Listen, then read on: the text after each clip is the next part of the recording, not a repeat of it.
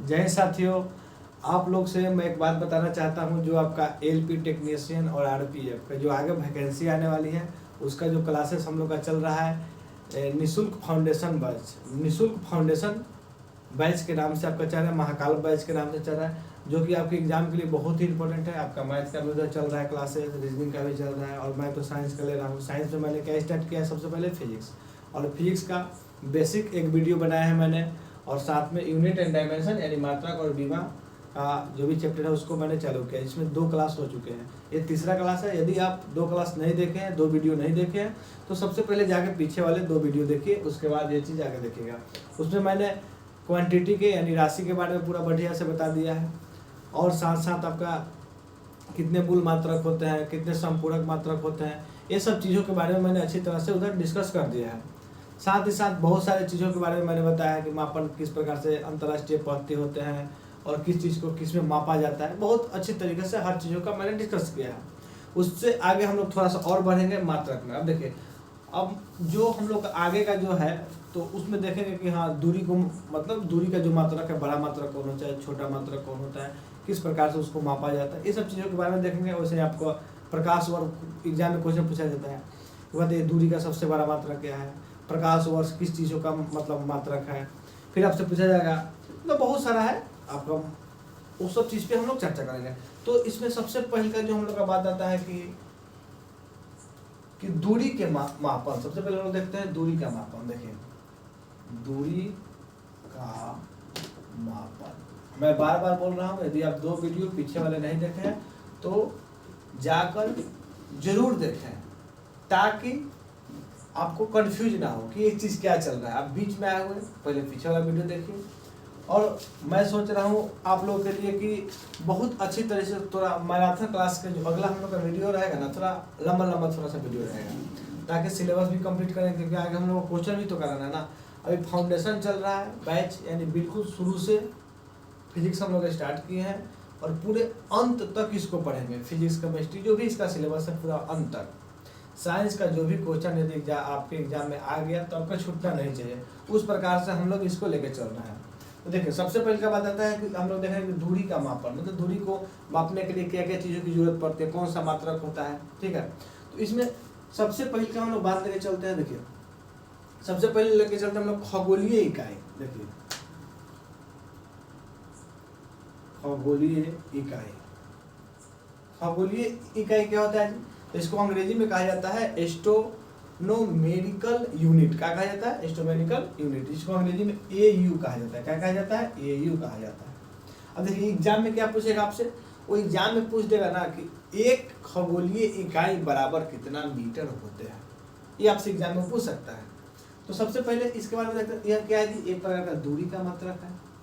एकदम बिल्कुल आराम चलेंगे, क्वेश्चन में एग्जाम में ऐसे ही पूछ सकता है कि खगोलीय इकाई किसका मात्रक है, तो किसका मात्रक है जी? यह दूरी का मात्रक है।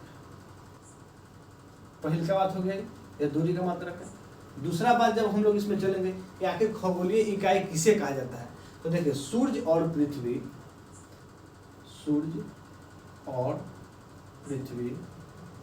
और देखिए एक बात और, मैं जितने बोर्ड पे सब बात को लिख रहा हूँ, आप कोशिश करिए कि 100% आप नोट्स बनाते चलिए, एक एक चीज़ को लिखते चलिए, ताकि आपको रिवीजन करने में दिक्कत नहीं होगा, ठीक है। तो क्या बात है जी?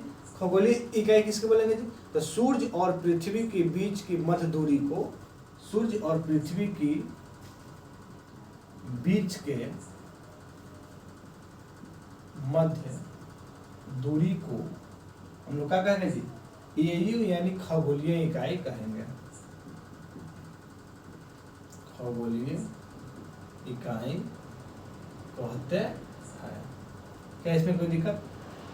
सूर्य और पृथ्वी के बीच के जो दूरी होता है, उसी को क्या कहा जाता है? खगोलीय इकाई कहा जाता है। अब देखिए, अब के एग्जाम में क्या पूछेगा कि एक खगोलीय इकाई बराबर कितना मीटर होता है, तो यह होता है 1.459 गुने 10⁻11 मीटर। कितने किसके बराबर होगा जी? तो 1.45495, पैसे पे लीजिएगा, 495 गुने 10⁻11 मीटर के बराबर होता है। इसको और इसको इतना भी आप लिख सकते हैं, कोई दिक्कत नहीं है। 1.5 गुने 10 के पावर 11 मीटर के बराबर होते हैं। तो देखिए आपके लिए क्या इंपॉर्टेंट बात हो गया यहाँ पे, आपके लिए इंपॉर्टेंट बात हो गया, पूछा जाएगा कि खगोलीय इकाई किसका मात्रक है, तो यह दूरी का मात्रक है, पहला क्वेश्चन। दूसरा क्वेश्चन पूछा जाएगा कि यह किसके किसके बीच का होता है, तो सूर्य और पृथ्वी के बीच की दूरी को ही क्या कहा जाता है, खगोलीय इकाई कहा जाता है। इसके साथ साथ क्या क्या पूछा जाएगा आपसे, एक खगोलीय इकाई बराबर कितना होगा, तो कहेगा 1.5 गुने 10 के पावर 11 मीटर होता है। क्या इसमें कोई दिक्कत नहीं है, इसको अच्छे तरीके से आप लिख लीजिए, तब हम लोग आगे बढ़ते हैं थोड़ा सा, ठीक है। देखिए इसके आगे आता है लाइट ईयरली, मतलब प्रकाश वर्ष, ठीक है। ये हम लोग अभी दूरी का ही मतलब सब कुछ चल रहा है, दूरी का ही मात्रक है, इसको टॉपिक और हम दूरी का मापन या मात्रक, ठीक है। अब देखिए इसके आगे थोड़ा सा चलते हैं हम लोग। अब देखिए प्रकाश वर्ष, जो आगे हम लोग देखने वाले कौन है जी, प्रकाश वर्ष। प्रकाश वर्ष, प्रकाश वर्ष मतलब क्या है जी, लाइट ईयर, लाइट ईयर बोल सकते हैं, थोड़ा सा आगे फेस कर रहा है, ठीक है। क्या है जी, प्रकाश वर्ष, लाइट ईयर। अब यह क्या होता है जी, प्रकाश वर्ष, यह जो होता है ना, यह भी एक प्रकार का किसका मात्रक है, यह भी किसका मात्रक है, दूरी का मात्रक, दूरी का मात्रक है। क्वेश्चन पूछा जाएगा प्रकाश वर्ष किसका मात्रक है। देखिए मैं आपको बता दे रहा हूँ, आगे जो एग्जाम होने वाली है MTS का, बिहार में बिहार पुलिस का वैकेंसी आ चुकी है, ठीक है। तो बिहार में बिहार पुलिस का वैकेंसी आ चुकी है, तो उसका भी, उसके लिए भी ये बहुत इंपॉर्टेंट है। एग्जाम में बिहार पुलिस में मैंने बहुत प्रीवियस ईयर क्वेश्चन देखा है जिसमें पूछा जाता है कि प्रकाश वर्ष किसका मात्रक है, तो दूरी का मात्रक है। इस पे क्या करना है, थोड़ा सा आपको ध्यान देना है। तो प्रकाश वर्ष किसका मात्रक है, दूरी का, ठीक है। यहाँ तक कोई दिक्कत नहीं है, चलिए आगे बढ़ जाए। अब देखिए अब प्रकाश वर्ष किससे कहा जाएगा जी, तो एक वर्ष में, इसको लिख लीजिएगा, एक वर्ष में, देखिए आप लोग क्या करते हैं, नोट्स को साथ साथ बनाते चलिएगा तो अच्छा रहेगा। देखिए एक वर्ष में प्रकाश द्वारा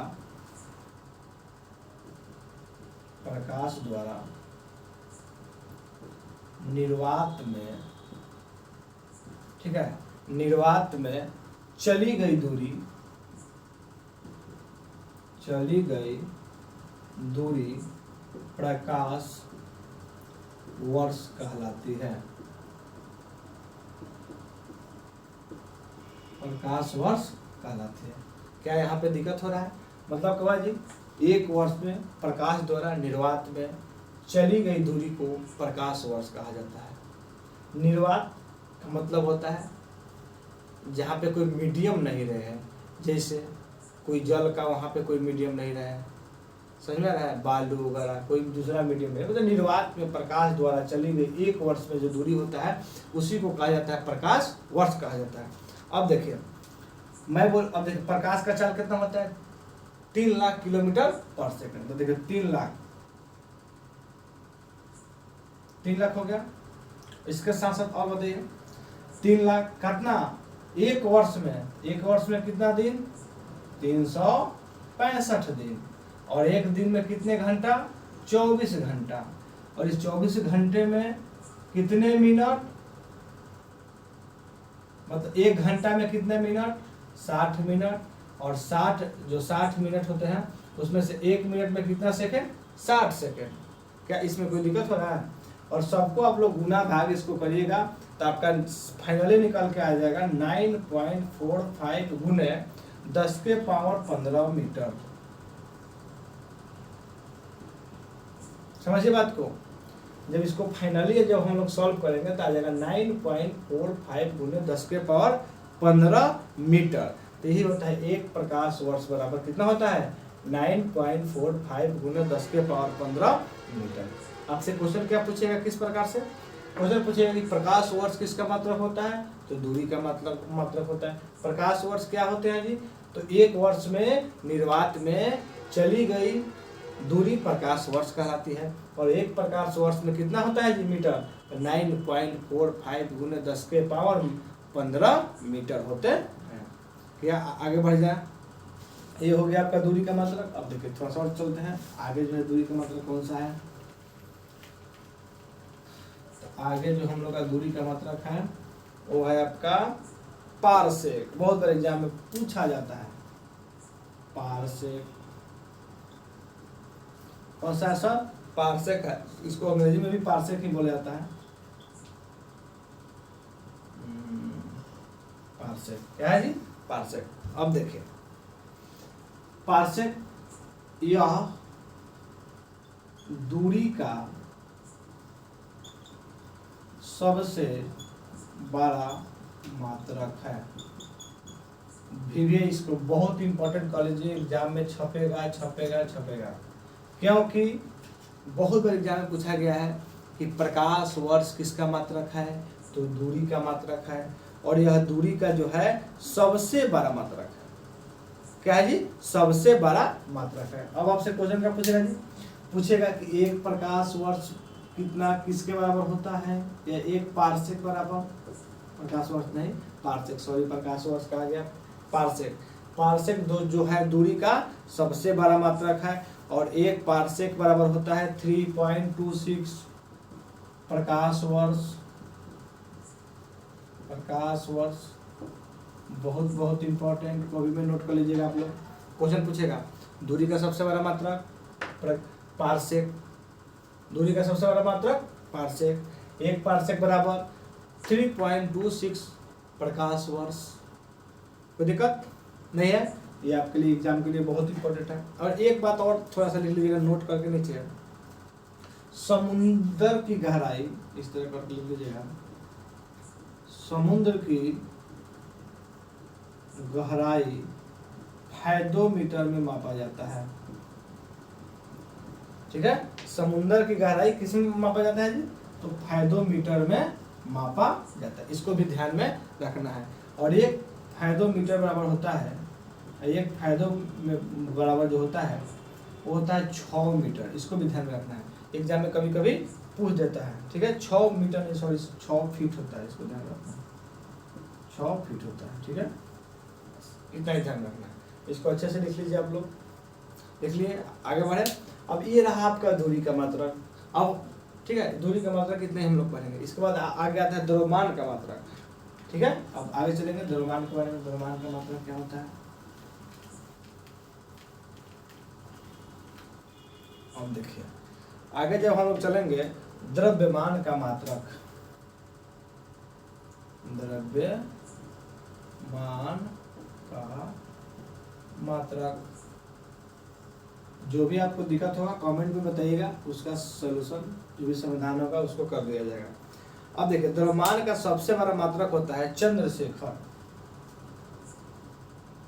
सबसे बड़ा मात्रक एक होता है जी चंद्रशेखर, ध्यान रखना है।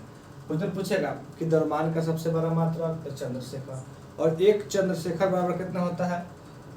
तो ये होता है 1.44 गुने 1.44 गुने सूर्य का द्रव्यमान गुने सूर्य का द्रव्यमान।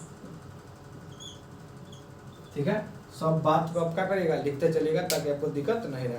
अब देखिए सूर्य का द्रव्यमान, पहले का क्वेश्चन कि द्रव्यमान का सबसे बड़ा मात्रक चंद्रशेखर, इसका सबसे बड़ा मात्रक है जी चंद्रशेखर। अब देखिए जब सबसे बड़ा मात्रक चंद्रशेखर होगा, और चंद्रशेखर किसके बराबर होगा? 1.44 गुने सूर्य का द्रव्यमान। तो सूर्य का द्रव्यमान कितना होता है जी? तो सूर्य का द्रव्यमान होता है 2 गुने 10 के पावर 30 kg। कितना होता है? 2 गुने 10 के पावर 30 kg। और इसके साथ साथ बहुत इंपॉर्टेंट, जो कि रेलवे का सबसे फेवरेट क्वेश्चन है, आरआरबी का, या भी जो भी हो, आरआरसी लिख लीजिए, आरआरबी आरआरसी, इसका फेवरेट क्वेश्चन समझ में आया? पृथ्वी का द्रव्यमान, सूर्य का द्रव्यमान नहीं, पृथ्वी की द्रव्यमान, जो कितना होता है 6 गुने 10 के पावर 24 kg। इसको बहुत अच्छे से आप अपने कहीं भी साइड में कॉपी में लिख लीजिएगा, इम्पोर्टेंट नहीं, बहुत इंपॉर्टेंट क्वेश्चन है, बहुत बार एग्जाम में पूछा हुआ है। ग्रुप डी का प्रीवियस ईयर निकाल कर देखिएगा तो बहुत बार क्वेश्चन पूछा है कि पृथ्वी का द्रव्यमान कितना होता है। तो पृथ्वी का जो आपका द्रव्यमान होता है 6 गुने 10 के पावर 24 kg होता है। ठीक है, थोड़ा सा आगे बढ़ जाए, द्रव्यमान में भी हम लोग चल रहे हैं आगे। अब देखिए इसके जब हम लोग आगे चलेंगे, आगे बढ़ेंगे थोड़ा सा, तो थोड़ा सा और बात मैं आपको बता दे रहा हूँ कि 1 पाउंड में क्या होता है, जो केक खरीदते हैं ना पाउंड में, तो 1 पाउंड बराबर, समझिए इस सब चीज़ को क्या करना है, लिखते चलना है। 4, 5, 3 पॉइंट में आप लिख लीजिएगा 5 ग्राम। ठीक है, एक और बात आपको लिखा देना है, केजी वाला लिख लीजिए। ये सब जानते हैं फिर भी लिखा देना है ताकि आपको मतलब ये चीज़ है जो पढ़ना हो तो हम पढ़ पे करेंगे, छोटे थोड़े पर। 1 केजी में कितने ग्राम, 1000 ग्राम। क्या ऐसा हो सकता है, कोई दिक्कत नहीं। 1 क्विंटल, 1 क्विंटल कहा जी, 1 क्विंटल, बताइए अपने से बताइए 1 क्विंटल में कितना केजी, तब होता है 100 केजी। आपको पता है 100 केजी, या नहीं पता है तो इसको लिख लीजिए, ये 1 है 1 क्विंटल में। क्या आपको ये सब चीज़ पता है। 1 मीट्रिक टन, 1 मीट्रिक टन में कितना होगा जी, 1000 केजी होता है। 1 मीट्रिक टन बराबर कितना केजी, 1000 केजी। ठीक है, आगे चले। अब देखिए इसके साथ साथ एक बात आता है, सोना, और सोना में लेते हैं शुद्ध सोना। क्वेश्चन पूछेगा शुद्ध सोना कितने कैरेट का, तो 24 कैरेट का। शुद्ध सोना कितना कैरेट का, 24 कैरेट का। ये तो पहले का बात आपका हो गया, शुद्ध सोना कितने कैरेट का, 24 कैरेट का। लेकिन जब भी पहनने वाला गहना वगैरह जब बनाया जाता है, जेवर गहना, वो होता है 22 कैरेट का, 22 कैरेट का। कौन, गहना या जेवर इसको बोलिए, कोई दिक्कत नहीं है, जो गहना बनाया जाता है। अब इसमें 2% का होता है, 2 कैरेट का होता है जी, तो 2 कैरेट के रूप में यहाँ पे इसके साथ मिलाया जाता है तांबा या चांदी, जो भी बोलिए, तांबा मिलाया जाता है। ठीक है, इसमें कोई दिक्कत। जो भी आपका गहना बनेगा, जेवर बनेगा, वो कितने कैरेट का बनेगा जी, 22 कैरेट का। लेकिन शुद्ध सोना 24 कैरेट का होता है, इसको भी ध्यान में रखना है। एग्जाम में ये चीज़ दोनों पूछता है कि शुद्ध सोना कितने कैरेट के होते हैं, तो कितने कैरेट का होता है जी, तो 24 कैरेट का होता है। बोलेगा कि जब उसको आभूषण बनाने में, गहना बनाने में, जेवर बनाने में कितना का, तो 22 कैरेट। कोई दिक्कत नहीं। अब देखिए एक कभी कभी एग्जाम में पूछ लेता है क्या कि आप हमको ये बताइए कि एक जेवर बनाया गया है, एक मान के चलिए कोई भी गहना बनाया गया है या उसको आभूषण बनाया गया है यहाँ पे, ठीक है ये, इसमें 18% बोलेगा कि 18 कैरेट सोना है, तो आप बताइए कि इसमें कितना प्रतिशत सोना है। यही चीज हमको सीखना है, पूछा एग्जाम में पूछा गया था, तो बच्चा सब प्रतिशत अब निकाल ही नहीं पाया, अभी कभी कुछ सीखा ही नहीं ऐसा।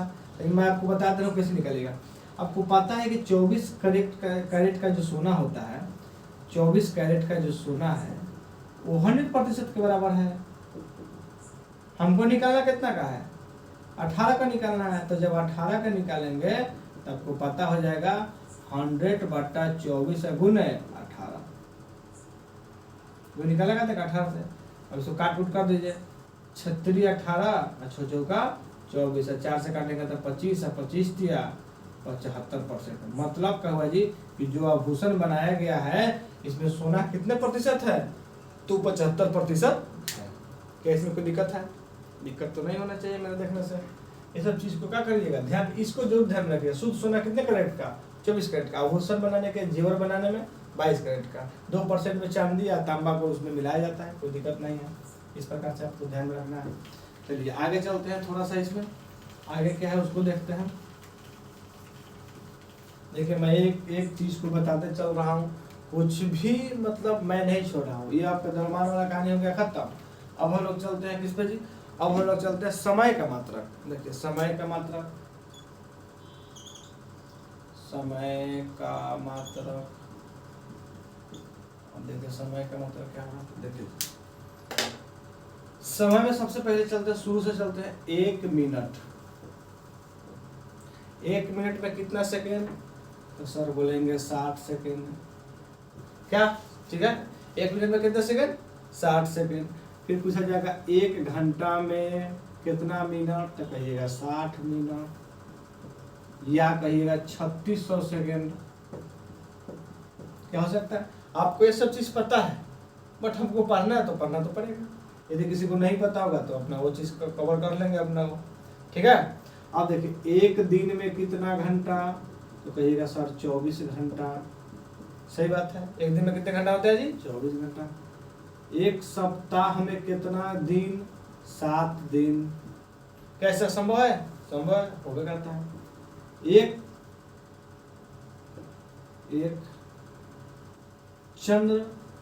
चंद्र मास बराबर में मतलब कितना दिन होते हैं, या कितना ही होता है? ताई होता है 28 दिन।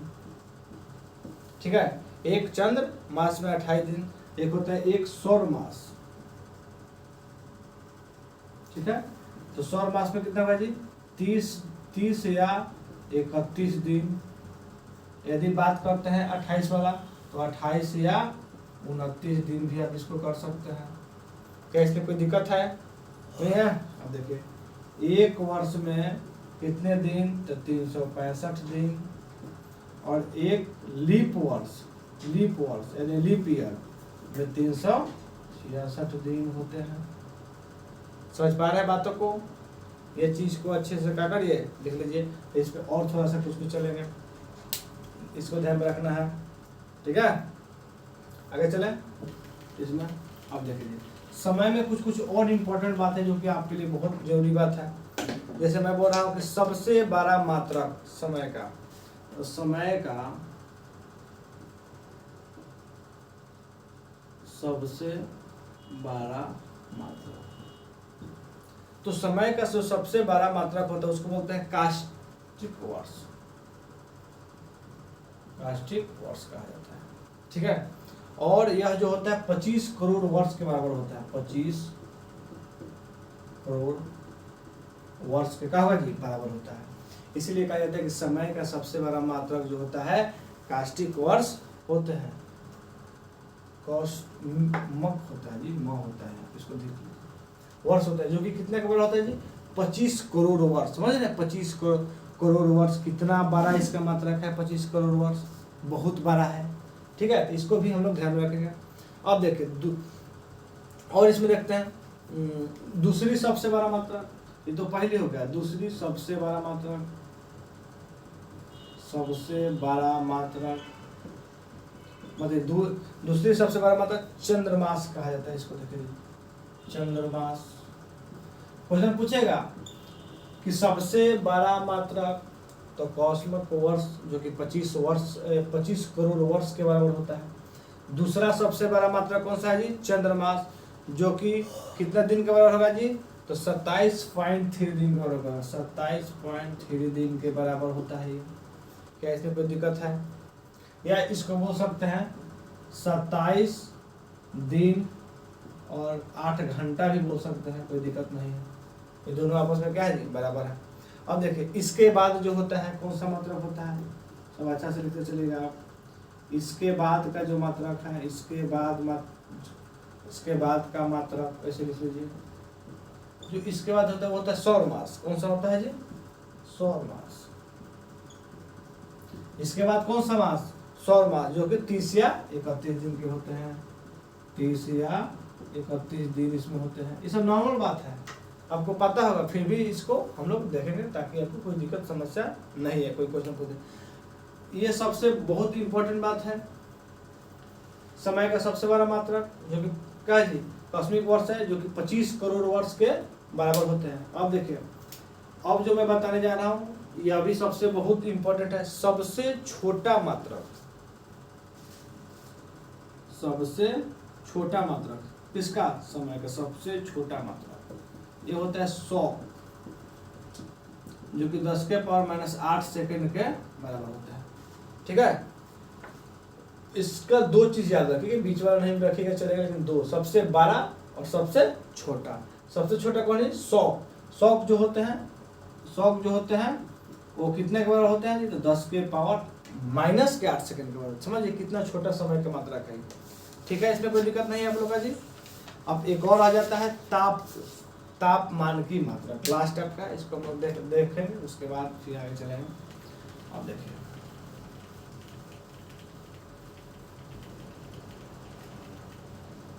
इसके बाद का जो हम लोग का है वो है तापमान की मात्रा। क्या है जी? तापमान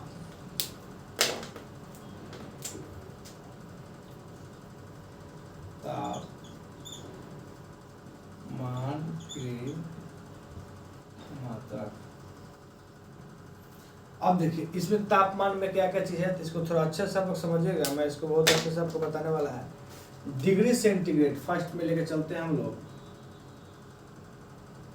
डिग्री सेंटीग्रेड मैं जिस प्रकार से लिख रहा हूं उसको आप लोग अच्छे तरह से इसको लिखिएगा, डिग्री सेंटीग्रेड, या इसको सेल्सियस भी बोला जाता है, सेल्सियस भी बोला जाता है, इसको भी आप लोग ध्यान रखिए। अब देखिए दूसरा जो इसमें है वो है आपका डिग्री फ़ारेनहाइट। डिग्री फ़ारेनहाइट, ठीक है, डिग्री फ़ारेनहाइट, यहाँ तो कोई दिक्कत नहीं है। अब देखिए इसके बाद वाला जो है हम लोग का वो है आपका डिग्री र्यूमर। डिग्री र्यूमर, ठीक है, और लास्ट जो हम लोग का है वो केल्विन है। हम लोग बहुत पीछे पढ़ा है ताप कैसे मात्रा क्या होता है, तो केल्विन होता है। तो देखिए इसमें मैं कुछ बात करना चाह रहा हूँ। एक होता है हिमांक, हिमांक जहां से शुरू होता है, और एक होता है क्वथनांक जहां पे खत्म होता है, इसको बोल सकते हैं एक लाइन में। हिमांक जहां से शुरू होता है और क्वथनांक जहां पे क्या होता है जी? खत्म होता है। जैसे मैं बोल रहा हूं कि 0 डिग्री सेल्सियस, और इस 0 डिग्री सेल्सियस पे हिमांक के रूप में सेल्सियस को बोल सकते हैं। इसका जो क्वथनांक होता है वो 100 डिग्री सेल्सियस। जैसे मैं कोई द्रव की बात बोल रहा हूँ, 0 डिग्री सेल्सियस पर वो बर्फ रहते हैं, और 100 डिग्री से मतलब 0 डिग्री के बाद से क्या होगा, पिघलना बर्फ शुरू कर देगा, लेकिन 100 डिग्री सेल्सियस पर उबलने लगेगा। तो ये उसका हिमांक होता है, और आगे जो है क्वथनांक होता है। ऐसा ही मैं मान के चलो फ़ारेनहाइट डिग्री फ़ारेनहाइट में, तो जो 32 डिग्री फ़ारेनहाइट होते हैं वो 212 फ़ारेनहाइट जो होता है इसका अंतिम होता है। ठीक है, इसका क्वेश्चन आपसे क्या पूछेगा कि डिग्री फ़ारेनहाइट में इसका हिमांक कितना होता है, तो आपको कहना पड़ेगा 32 डिग्री फ़ारेनहाइट। क्वथनांक पूछेगा तो 212 कहिएगा। अब देखिए इसमें चलेंगे र्यूमर में, तो 0 डिग्री र्यूमर इसको कहा जाता है, या उतना होता है, और इसका जो क्वथनांक होता है वो 80 डिग्री र्यूमर होते हैं। ठीक है, कोई दिक्कत नहीं है। अब देखिए और केल्विन का 9th क्लास में भी इस चीज़ को पढ़ना है बहुत अच्छे से। जो केल्विन का होता है, हिमांक जो होता है वो 273 केल्विन पर होते हैं, और जो इसका क्वथनांक होता है वो आपका कितना होता है, 373 केल्विन के बराबर होता है। मतलब क्या हुआ जी, यहाँ पे कितने का डिफरेंस, 100 का डिफरेंस, यहाँ पे कितने का डिफरेंस हो गया जी, आपका 180 का डिफरेंस हो गया, और यहाँ पे कितना का, 80 का, और यहाँ पे कितना का, 100 का, 100 का। तो ये आपका चीज़ है। जैसे एग्जाम में इसको ध्यान रखें, एग्जाम में कैसे कैसे क्वेश्चन पूछते हैं मैं आपको बता रहा हूँ, बहुत अच्छी तरीके से समझिएगा। क्वेश्चन आपसे क्या पूछेगा जी, पूछ देगा कि डिग्री फ़ारेनहाइट में उसका हिमांक कितना, हिमांक पे कितना उसका वैल्यू होता है, तो होता है 32 डिग्री फ़ारेनहाइट। फिर पूछ सकता है आपसे र्यूमर, तो 0 डिग्री, ज़्यादातर यही पूछता है। पूछेगा कि केल्विन थी कितने डिग्री केल्विन पे उसका हिमांक होगा, चाहे कोई वस्तु गलना शुरू कर देगा जी, तो 273 पर, और उबालना कब शुरू करेगा, तो 373 पे, यानी उसका क्वथनांक अंतिम रूप जो होगा 373 पर होगा, और शुरुआती जो होगा 273 पे होगा। क्या इसमें कोई दिक्कत है? आगे बढ़ जाए हम लोग। हाँ, इसमें एक बात और आते हैं, थोड़ा सा इसको मिटा के हम देखते हैं, आप लोग इस बात को समझिएगा। इसी का वो भी बात है, इसको भी ध्यान में हम लोग को रखना है। जैसे क्वेश्चन आपको ऐसे पूछता है कि डिग्री को सेल्सियस में, डिग्री को फ़ारेनहाइट में बदलिए, र्यूमर को केल्विन में बदलिए। इस प्रकार से एक फार्मूला है, बहुत प्रसिद्ध फार्मूला आपको पता होगा। C/5 जो होता है वो F माइनस, इसको लिख लीजिएगा आप लोग, ध्यान से लिखिएगा, F माइनस 32 और जो होता है F माइनस 32/9 यानी 9, और जो होते हैं R/4 और जो लास्ट होता है आपका K माइनस 273 और बटा का 2, ठीक है? नहीं सॉरी 2 नहीं 5। अब देखिए, ठीक है, C/5 F बराबर F minus 32/9 R/4 K minus 273/5। इसको पहले नोट कर लीजिए, तब इसको समझाते हैं कि क्वेश्चन कैसे पूछता है। क्वेश्चन कैसे पूछेगा, मैं एक आध को डिस्कस कर देता हूँ, समझिएगा। ये सब आपस में बराबर है। क्वेश्चन आपसे पूछ दिया कि आपका जो है 10 डिग्री सेल्सियस को, या बोलेगा आपका कि 40 डिग्री, 40 ज़्यादा हो जाएगा, नहीं गुना भाग तो भी तो करना है ना, या फिर चलने दीजिए, चलने दीजिए, कोई दिक्कत नहीं। 40 डिग्री सेल्सियस को आप किस में बदलिए जी? फ़ारेनहाइट में बदलिए। तो आप क्या करेगा जी? इस सेल्सियस को जगह भरिएगा 40/5 बराबर F माइनस 32/9। 5 से काटिएगा तो 8 बचे 40 हो जाएगा, और 9 से गुना कीजिएगा तो 9 चौका 36, अच्छा 9 8 72 और बराबर हो जाएगा F माइनस 32। ये काथी में है जी? माइनस में, इधर आएगा तो प्लस में, तो 72 प्लस हो जाएगा 32 बराबर हो जाएगा कितना? 2 2 4 और 7 3 10, 104 फ़ारेनहाइट हो गया। तो इसी प्रकार से कोई भी किसी प्रकार से पूछ सकता है। ये भी पूछ सकता है कि कोई बोलेगा, दूसरे पूछ देगा आपको 100 केल्विन को आप सेल्सियस में हमको बदल के दिखाइए, तो ये दोनों फार्मूला लेके बनाएंगे। इसके बारे में पूछेगा, ये दिया है तो ये दोनों लेकर बनाएंगे। इसके बारे में पूछेगा और यह दिया है तो यह दोनों लेकर बनाएंगे। इस प्रकार से आप लोग इसको क्या करिएगा जी? अपने में अपना समीकरण को बराबर करके आप क्वेश्चन को बना सकते हैं, कोई दिक्कत आपको नहीं होगी इसमें, ठीक है? मैं सब बात को बता दिया किस प्रकार से क्वेश्चन आता है। एक बात और, एक होता है, नोट में करके नीचे लिख लीजिएगा, एक होता है परम ताप, जिसको शून्य ताप भी कहा जाता है। कौन ताप जी? शून्य ताप। देखिए जी, परम ताप या इसको शून्य ताप भी कहा जाता है, समझिए। जैसे ये परम ताप क्या होता है जी? तो यह जो होता है ना, एक मान के चलिए कि पृथ्वी का औसत निकालकर, इसको रूम टेम्परेचर कहा जाता है, ठीक है? उसको मतलब औसत निकालकर एक इस रूप में दिया गया है और कहा गया है, मतलब कि 0 डिग्री केल्विन के क्या होते हैं? बराबर होते हैं, या इसको होता है माइनस 273 क्या केल्विन, केल्विन के नहीं डिग्री सेल्सियस के बराबर ही होता है। 1.5 सेल्सियस के क्या होते हैं? बराबर होते हैं। मतलब क्या हुआ जी? ये सबसे न्यूनतम ताप है, इससे कम संभव नहीं है, ये मेरे कहने का मतलब है। केल्विन में आप जाइएगा तो इतना डिग्री सेल्सियस से संभव नहीं है, और यह जो इससे कम नहीं हो सकता है। ये सबसे इसलिए इसको परम ताप कहा जाता है, शून्य ताप कहा जाता है। ये बहुत इससे मतलब नीचे संभव नहीं है, ये मेरे कहने का मतलब है, ठीक है दोस्तों? ये भी नोट में करके इस बात को देख लीजिएगा। आज तक हम लोग जितना भी शास्त्र सब कुछ आपका मात्रक वगैरह में देख लिए। एक और टॉपिक आपका और इस मात्रक और बीमा में यूनिट एंड डायमेंशन में एक टॉपिक और बच रहा है, जो कि आपका है बीमा। मात्रक हम लोग का बहुत बढ़िया से पूर्ण रूप से कंप्लीट हो गया है। यदि आपका छूटा हुआ है तो जाकर 2 वीडियो पीछे है, उसको देख जाइए, आपको पूरा कंप्लीट हो जाएगा। बचा हुआ है बीमा, एक वीडियो में और आगे लेकर आऊंगा, जिसमें पूरे बीमा आपको निकालना, बताना, जो भी जिस प्रकार से क्वेश्चन पूछता है सब मैं आपको सिखा दूंगा। इससे आपका क्वेश्चन 1 नंबर या 2 नंबर का हमेशा आते रहते हैं एग्जाम में, आपका क्लियर हो जाएगा अगले वीडियो में। और अगले वीडियो में ही हम लोग का ये चैप्टर कंप्लीट होगा। उसके बाद मैं मोशन चालू करूँगा, गति, वृत्तीय गति, सब बहुत सारा है, उसमें हम लोग उसका बात करेंगे, ठीक है दोस्तों? तो आज तक इतना ही रहने देते हैं हम लोग। और सबसे पहले क्या करिए, यदि आप इस चैनल पर नए हैं तो चैनल को सब्सक्राइब करिए, दोस्तों के साथ शेयर करिए और लगातार जुड़े रहिए, ताकि आपको, तभी तो आप सब समझ पाएंगे क्या है क्या नहीं। और भी क्लासेस चल रहे हैं, एलपी टेक्नीशियन, आरपीएफ का जो भी आपका वैकेंसी आने वाली है उसके लिए मैथ का, रीजनिंग का सर लोग पढ़ा रहे हैं बहुत अच्छे तरह से। निःशुल्क फाउंडेशन बैच के नाम से चल रहा है, निःशुल्क महाकाल फाउंडेशन बैच के नाम से, एकदम बिल्कुल शुरू से अंत तक इसमें पढ़ाया जाएगा। तो आप लोग क्या करेंगे जी, इसमें ध्यान दीजिएगा। और हाँ, और जो नहीं रेलवे के लिए है, आप कोई भी इंडिया के कोई भी कॉम्पिटिटिव वन डे एग्जाम का तैयारी कर रहे हैं, वहाँ पे भी काम करेगा आपका।